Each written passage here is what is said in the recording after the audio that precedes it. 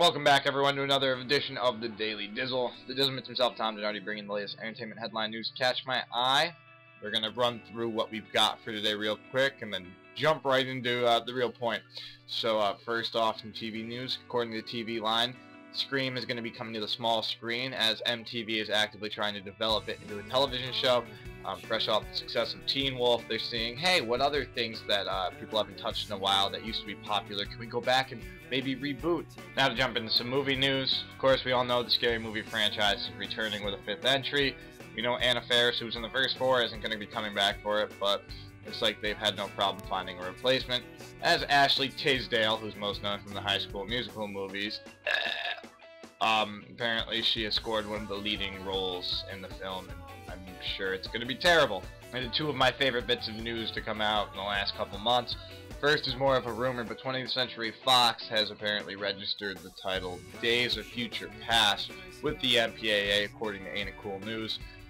That might seem like nothing to anyone, but if you're an X-Men fan, you know that Days of Future Past was one of the big stories from the comic. It was one of the episodes that was a 2-parter for the TV show as well when they had the awesome animated series on Fox.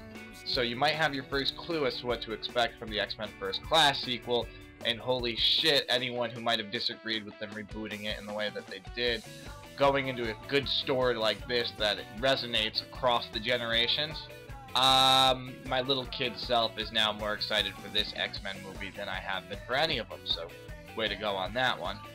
But the other headline, there's some set photos have come out from The End of the World. If you haven't heard of that film, it used to be called Jay and Seth versus the Apocalypse. Of course, those men are Jay Baruchel and Seth Rogen.